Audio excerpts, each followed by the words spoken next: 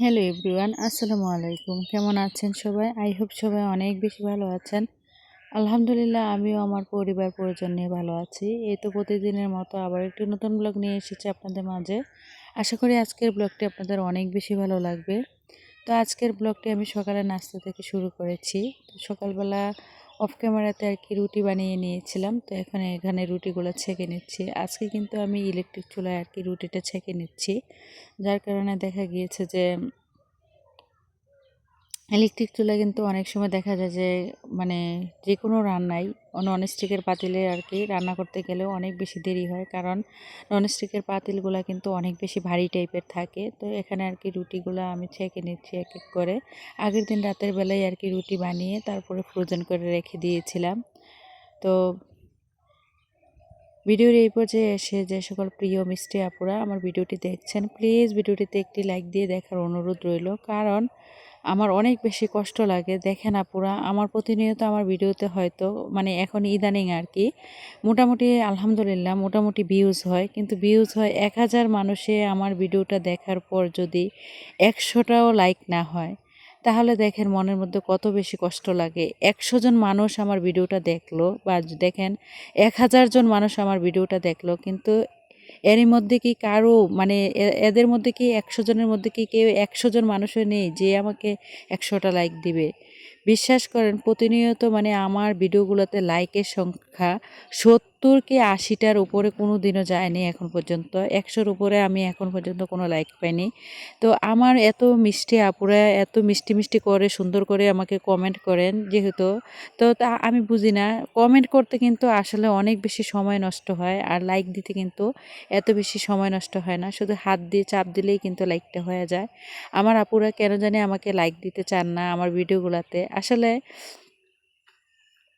কি বলবো, ইচ্ছে করেই দেন না নাকি মনে থাকে না জানি না। তবে প্লিজ সবার কাছে অনুরোধ রইল সবাই একটা লাইক দেওয়ার, কারণ এত কষ্ট করে ভিডিও বানানোর পরও যদি পর্যাপ্ত পরিমাণ ভিউজ যদি হয়, কিন্তু লাইকের সংখ্যা যদি এত বেশি কম পড়ে, মনের মধ্যে অনেক বেশি কষ্ট হয়। মনে মনে ভাবি আমার ভিডিওগুলো মনে হয় আসলেই ভালো হয় না, আমার আপুরা মনে হয় পছন্দ করে না। তো যাই হোক, এখানে আর কি চাটাও করে নিয়েছিলাম, চা বসিয়েছিলাম, হয়তো দেখতে পেয়েছেন। তো সবার কাছে আমার হার্ডলি রিকোয়েস্ট রইল, প্লিজ সবাই একটু দয়া করে একটা লাইক দিয়ে দেবেন। আর যারা আজকে আমার চ্যানেলে নতুন জয়েন হয়েছেন, আমার ভিডিওর কোনো অংশ, কথা, কোনো কাজ যদি আপনাদের মনের মধ্যে এতটুকু দাগ কেটে থাকে, তাহলে প্লিজ অবশ্যই চ্যানেলটি সাবস্ক্রাইব করে পাশেই থেকে যাবেন। পাশে থাকা বেল বাটনের অল অপশনটি প্রেস করে দেবেন, যাতে করে আমি কোনো নতুন ভিডিও ছাড়ার সাথে সাথে আপনাদের কাছে নোটিফিকেশান চলে যায়, আপনারা আপনাদের সময় সুযোগ করে আর কি দেখে নিতে পারেন। তো এখানে আর কি আজকে পরোটা ছেঁকে নিয়েছিলাম, আর আলু ভাজি ছিল, তারপরে দেখা গিয়েছে যে চা করে নিয়েছি আর কি 1 কাপ। কারণ আমার মেয়েটা কিন্তু চা ছাড়া আসলে রুটি খেতে পারে না। ওর একটু সমস্যা হয় খাবার খেতে। ও অনেকটাই ছোট, আর খাবারের প্রতি অনেক বেশি অনেক কষ্ট করে তাকে খাবার খাইতে হয়, খাওয়াতে হয়। আসলে বাচ্চারা মানে আমি মনে করি সব বাচ্চাদেরই একই অবস্থা। খাবার কোনোভাবেই খেতে চায় না। তাদেরকে খাওয়াতে গেলে অনেক বেশি কষ্ট হয়। যার কারণে চা দিয়ে আর কি ও রুটিটা খেতে অনেক বেশি পছন্দ করে। যার কারণে আজকে আর কি চা দিয়ে রুটি বানিয়েছি। তো যাই হোক, এখানে নাস্তাটা করে নেব। তো আজকের ভিডিও টাইটেল আর থাম্বনেল দেখে হয়তো বুঝতে পেরেছেন। আসলে একজন আপু আমার কাছে সাপ্তাহিক রুটিন চেয়েছিল আর কি। সংসারে টাকা বাঁচাতে চাইলে তাহলে অবশ্যই এরকম একটা খাবার রুটিন আমি মনে করি প্রতিটা মানুষের জন্য অনেক বেশি জরুরি। আসলে সপ্তাহে 7 দিন আমরা সকালবেলা কি নাস্তা তৈরি করব এবং কি দুপুরবেলা কি খাবো। তো আপুটার কমেন্টটা এরকম ছিল আর কি, MS রুবি আইডি থেকে আপুটা কমেন্ট করেছিল, আপু প্লিজ অবশ্যই একটা খাবারের রুটিন দিবেন, যে সকালে নাস্তা থেকে শুরু করে দুপুর পর্যন্ত আর কি। তো আপুর কমেন্ট অনুযায়ী আর কি আজকের ভিডিওটা বানানো। আশা করি আপুদেরও এই ভিডিওটা অনেক বেশি উপকারে আসবে। আসলে আমরা যারা মধ্যবিত্ত ফ্যামিলিতে বিলং করি, তারা যদি সাপ্তাহিক একটা খাবারের সঠিক নির্ধারিত একটা যদি খাবারের রুটিন তৈরি করতে পারি, তাহলে কিন্তু আমাদের সংসার খরচটা অনেকটাই বেঁচে যায়। আর আমরা যারা মধ্যবিত্ত ফ্যামিলিতে বসবাস করি, তারা প্রত্যেকেরই আমার উচিত এরকম একটা খাবারের রুটিন মেনটেন করে চলা। আসলে একটা নির্দিষ্ট একটা খাবারের রুটিনও কিন্তু পারে একটা পুরো ফ্যামিলির সংসার খরচ অনেক বেশি কমিয়ে দিতে। তো আজকের ভিডিওতে তাই আর কি শেয়ার করলাম। প্রথমত লিখেছি সাপ্তাহিক রুটিন, তারপরে শনিবার রবিবার এভাবে করে শুক্রবার পর্যন্ত লিখে নিয়েছি। তারপরে সকাল দুপুর। তো সকালবেলা যদি শনিবারে সকালবেলা যদি আমরা রুটি খাই আর আলু ভাজা করি, দুপুরবেলা মাছ দিয়ে যে কোনো ধরনের একটা সবজি বা দেখা গিয়েছে একটা শাক ভাজা করলাম বা ডাল। রবিবারে যদি আবার দেখা গিয়েছে রুটি বা ডিম ভাজা বা চা করি, আর দুপুরবেলা আবার সবজি দিয়ে মাছ বা দেখা গিয়েছে একটা ডাল রান্না করলাম। সোমবারে যদি সকালে নাস্তায় যদি খিচুড়ি রান্না করা হয় বা দেখা গেছে খিচুড়ি খাওয়ার জন্য ডিম ভাজা বা দেখা গেছে বিভিন্ন ধরনের আচার খাই। তারপরে দেখা গিয়েছে দুপুরবেলা দেখা গেছে সোমবারে যদি একটু ডিম বোনা করা হয় বা ডাল রান্না করা হয়। প্রতিনিয়ত সবসময় চেষ্টা করবেন ২ রকমের তরকারি রান্না করার জন্য। তারপরেও দেখা গিয়েছে যে মঙ্গলবারে ধরেন রুটি বানাতে পারেন বা দেখা গেছে সুজির হালুয়া করতে পারেন বা দেখা গেছে ডাল ভাজা করতে পারেন বা বিভিন্ন ধরনের মিক্স একটা সবজি করতে পারেন। তারপর দুপুরবেলা যদি নিরামিষ সবজি বা দেখা গিয়েছে যে শাক রান্না করলেন। তারপর বুধবারে যদি সুজির হালুয়া বা রুটি দেখা গেছে বা দেখা গেছে ডাল ভাজা করলেন। আর দুপুরবেলা যদি শাক প্লাস ডাল বা দেখা গিয়েছে একটা ডিম, যে কোনো একটা জিনিস দিয়ে সারানো যায়। আর বৃহস্পতিবারে দেখা গিয়েছে যে সপ্তাহের একটা দিন যদি আমরা ব্রেড টোস্ট বা চা ডিম সিদ্ধ এগুলা বাচ্চাদেরকে খাবার মানে দেই। তারপর দেখা গেছে যে দুপুরবেলা যদি শুধুমাত্র আলু ভর্তা আর ডাল করে প্রতি সপ্তাহে অবশ্যই চেষ্টা করবেন একদিন আলু ভর্তা আর ডাল রান্না করার জন্য। এতে করে কিন্তু সংসার খরচটা অনেকটাই কমে যায়।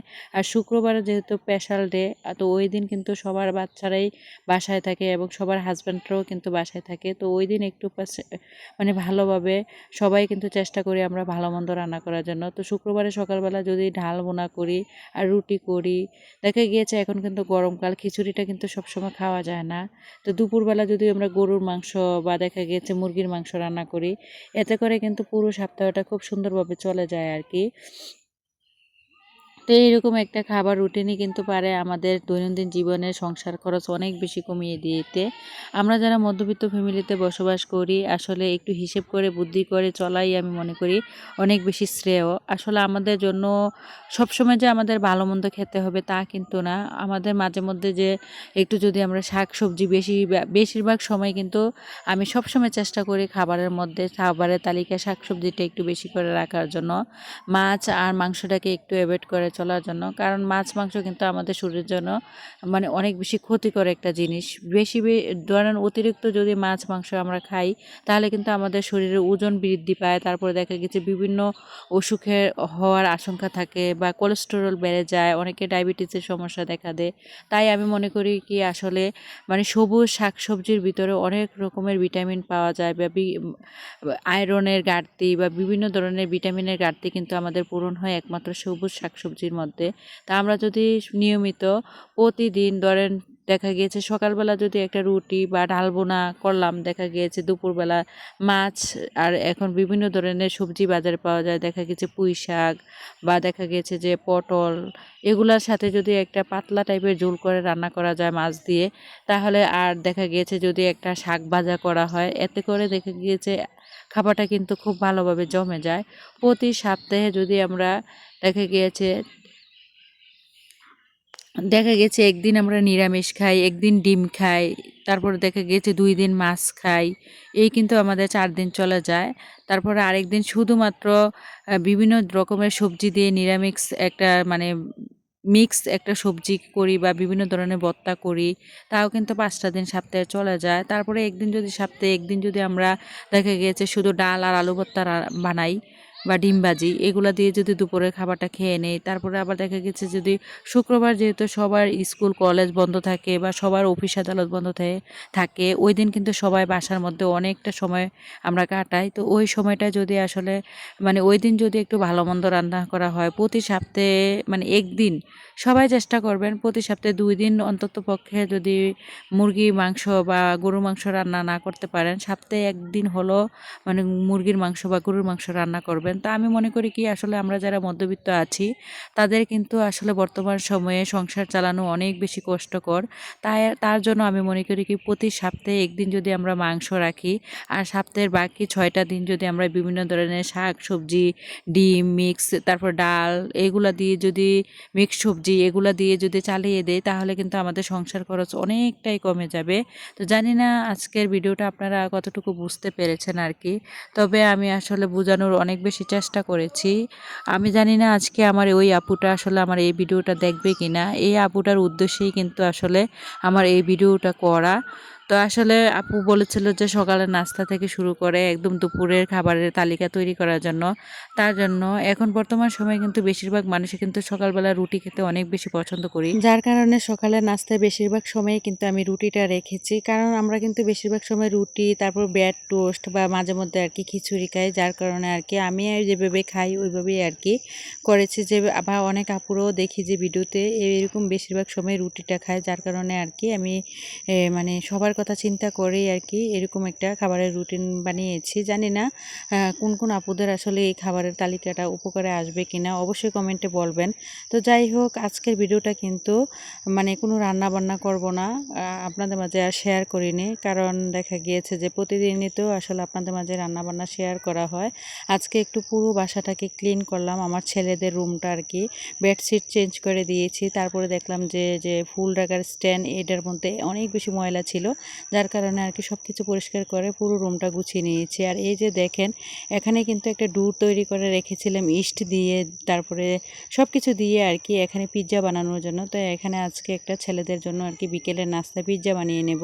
আর আজকের ভিডিওটা কিন্তু আমি আমার বাবার বাড়ি থেকে ভয়েস দিচ্ছি। আর আজকে যেহেতু শুক্রবার, আজকেই কিন্তু ভিডিওটা বাসারই করা, কিন্তু আমি আজকে সকালে আমার বাবার বাড়িতে এসেছিলাম। তো বাবার বাড়ি থেকেই আর কি আজকে ভিডিওটা দিচ্ছি। কারণ দেখা গিয়েছে বাচ্চাদের কিন্তু স্কুল মাদ্রাসা বন্ধ পাওয়া যায় না, যার কারণে অনেক দিন হয়ে গিয়েছে বাবার বাড়িতে আসাও হয়নি। যার কারণে আজকে বাবার বাড়ি থেকেই আজকের ভিডিওটা পোস্ট করব। তো জানি না ঠিক সময়ে আমি পোস্ট করতে পারবো কি না। তো যাই হোক, এখানে আর কি পিৎজাটা বানিয়ে নিচ্ছি। আর পিৎজা বানানোর জন্য বাসায় যেহেতু আগে থেকেই আমার সব কিছু ছিল, আর মুরগির মাংসটা আর কি অফ ক্যামেরাতে রান্না করে নিয়েছিলাম। তারপরে এখানে আর কি সস দিয়ে দিলাম। তারপরে বাসায় যেহেতু ক্যাপসিকাম আছে, মেয়োনিজ আছে, তো সব কিছু যেহেতু আছে। আর আমার বাচ্চারা কিন্তু বিকেলে নাস্তায় পিৎজা বা দেখা গেছে বিভিন্ন ধরনের খাবার খেতে অনেক বেশি পছন্দ করে। তো যার কারণে আজকে আর কি ছেলেদের পছন্দের পিৎজা আর কি বিকেলের নাস্তায় দেব। তো আপনারা চাইলে এভাবে বিকেলের নাস্তায় কিন্তু বাচ্চাদেরকে বাসায় আর কি বিভিন্ন ধরনের খাবার আইটেম বানিয়ে দিতে পারেন। যদি বাইরে থেকে আসলে এই পিৎজাটা কিনে আনতে যেতাম, কম হলেও কিন্তু আমার 300 থেকে 400 টাকা চলে যেত। তো আসলে আমার বাসায় যেহেতু আগে থেকেই সব কিছু আছে, আমি সবসময় চেষ্টা করি বেশিরভাগ হোমমেড যত খাবার আছে এগুলোই আমার বাচ্চাদেরকে দেওয়ার জন্য। আসলে হোমমেড খাবারটা কিন্তু আমাদের সবার শরীরের জন্য অনেক বেশি উপকারী। যার কারণে আর কি আমি সবসময় চেষ্টা করি বাসায় আর কি আমার বাচ্চাদের পছন্দের খাবারগুলো আর কি বানিয়ে দিতে। তো যাই হোক, মানে এখানে আর কি পিৎজা বানানোর জন্য সব কিছু রেডি করে নিয়েছিলাম। তো এখন এক এক করে পিৎজাটা আর কি সাজিয়ে নিচ্ছি। আর ক্যাপসিকাম কিন্তু আগেই আমি বাসায় ফ্রিজে মানে এনে ফ্রিজে ফ্রোজেন করে রেখে দিয়েছিলাম। তো এখন আর কি ক্যাপসিকামগুলো দিয়ে দিচ্ছি। আর আমার যেহেতু পিৎজা বানানো, আমার কিন্তু কোনো ওভেন নেই, তারপরেও কিন্তু আমি পিৎজা, তারপরে দেখা গিয়েছে যে কেক, এগুলো কিন্তু আমি চুলায় মানে বানাতে পারি। তো সবসময় বেশিরভাগ সময় কিন্তু আমি চুলায় আর কি বানিয়ে নিই। তো এই যে পিৎজাটা কিন্তু একদম রেডি হয়ে গিয়েছে। তো এখন শুধু মেয়োনিজটা উপর দিয়ে দেব।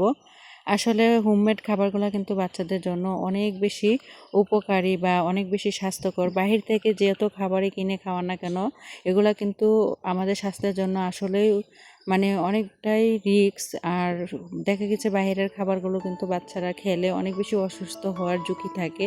যার কারণে আমি সবসময় চেষ্টা করি বাসায় আর কি আমার বাচ্চাদেরকে মানে আমার বাচ্চাদের পছন্দের খাবারটা আর কি রেডি করে দিতে। তো এখানে আর কি পিৎজাটা আমি এখানে চুলায় বসিয়ে দিয়েছি বেক খাওয়ার জন্য। তো প্রথমে কিন্তু আমি একটা বড় পাতিলের মধ্যে স্ট্যান্ড দিয়ে নিয়েছিলাম, তারপরে আর কি পিৎজার যে প্লেটটা হয় ওইটা আর কি দিয়ে দিয়েছি। আর এখানে কিন্তু পিৎজাটা একদম মানে রেডি হয়ে গিয়েছে আর কি। তো এখন পিৎজাটা কেটে নিচ্ছি, আর এক করে আমরা সবাই মিলে খেয়ে নেব। তো যাই হোক, আমার পরবর্তী ভিডিও দেখার আমন্ত্রণ জানিয়ে আজকের মতো ভিডিওটা এখানেই শেষ করলাম। সবাই ভালো থাকবেন। খোদা হাফেজ। আসসালামু আলাইকুম।